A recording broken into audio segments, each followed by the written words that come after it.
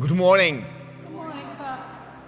So today we continue to read from the Gospel of Mark, and we basically pick up where we left off last week. Jesus again is talking about his suffering, his passion, death, and resurrection. He is talking again about serving one another. But then he does and says something that would be surprising, even shocking to the people around. Mark tells us, taking a child, he placed it in their midst, and putting his arms around it, he said to them, "Whoever receives one child such as this in my name receives me. And whoever receives me receives not me, but the one who sent me." Now, the word to receive could be easily translated to become. Whoever becomes like a child in my name becomes me. On another occasion, this is exactly what Jesus says when he said, "Amen, I say to you, unless you turn and become like children, you will not enter the kingdom of heaven." So what we see here is Jesus proposes a child as a model of faith and life for his disciples. Now, I love this image of Jesus just sitting outside a house in Capernaum, and there are kids running around, and they are screaming and yelling and laughing and playing. He is probably having some great conversations with the little ones, and he blesses them. They probably ask him tons of questions, and Jesus answers those questions. So what we see here is Jesus, who is a preschool teacher. He welcomes children, and he enjoys being with them. Now, biblical scholars believe that the child that Jesus placed in the midst of the disciples was probably around the age of 3 or 4. In the time of Jesus, it was believed that children of that age were not yet ready or capable of learning.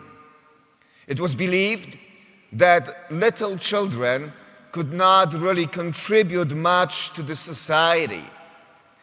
They had no social status or legal rights. Now, Jesus seems to think differently. Jesus begs to differ with the common view of his time. He welcomes children. He talks to them. He teaches them. He engages them. I like to think of Jesus as the first rabbi who opened a preschool, welcoming the little ones. Now, for a child of preschool age, everything is magical. It is an age of wonder. And I think Jesus knew that. It is a time when everything is still an enchanted universe, where it is still possible to believe in what you do not see. It is the age when one does not exclude or judge, divide people into those who are worthy and those who are not worthy. It is certainly an age of many questions and curiosity. Why this? Why that? Is a constant refrain. Little children love to ask questions. And they are like sponges. They want to know. Life for them is an adventure and a discovery. Maybe that is why Jesus brings forth children and sets them as examples for us adults. You see, all great adventure stories start in one way or another with a question.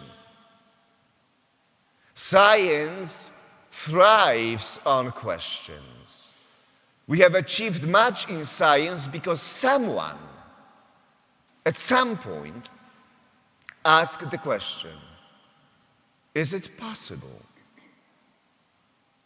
Theology is surrounded by questions about God, the meaning of life, and the purpose of life and the world. I'd like to think that Jesus invited children to come to him because he liked and was intrigued by their questions. Like a good teacher, Jesus liked good questions.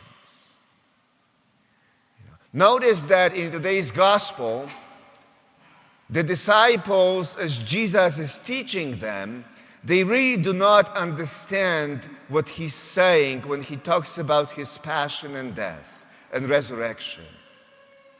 But then Mark tells us something very important. He says, but they were afraid to ask a question.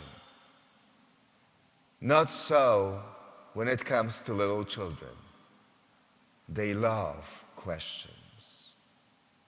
Questions make us grow. If I were to think that I got all the answers, I would in fact stop growing. So maybe the invitation for you and me is to become like a child, is an invitation to ask questions, to never stop asking questions in our lives, to be curious and to live with a sense of wonder. You see, questions can get you started on a journey. Questions can get you go deeper into your mind, into your heart, and into your soul. Questions can get you to start to think about God, yourself, and the world in a different way that you may be thinking right now or used to think. I would suggest there is power in questions. Questions can take you into places that you may not even know about. You see, if you just throw a question out, the Spirit will take that question, and if I'm open to it, the Spirit may lead me where I would never go otherwise. Now think about this question. Am I satisfied with the world as it is? The direction the world is moving in? Now, most of us would probably say what? No. We all realize that in this world, there is a need for a lot of improvements. So then, if that is the case, you ask yourself another question. What can I do to change that?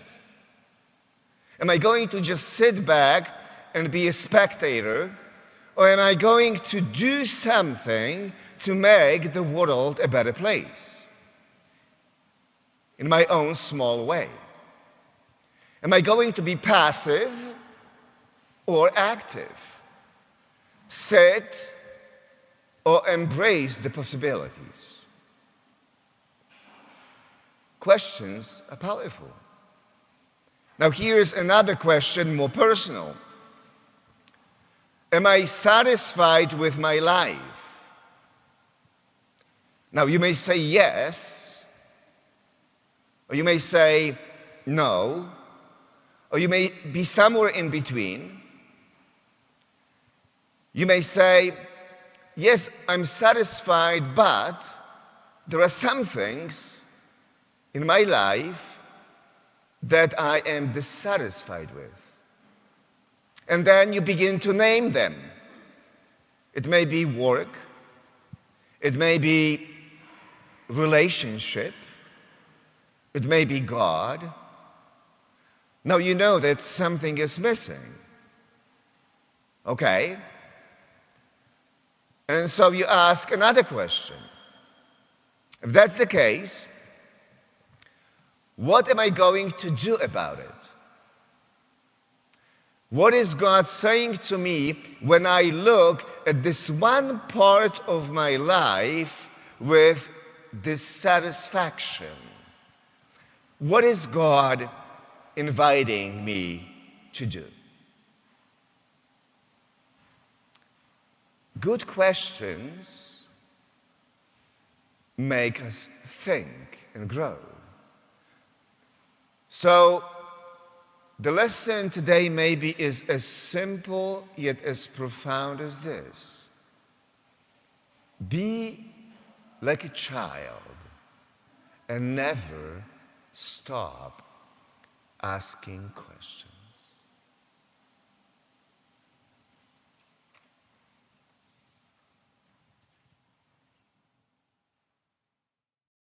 Don't forget to follow St. Patrick's on Facebook or subscribe on YouTube. And please join us for any of our live stream masses this weekend. Details are below in the description. God bless you. Like burning incense, O Lord, let my prayer rise up to you. Like burning incense, O Lord, let my prayer rise up to you.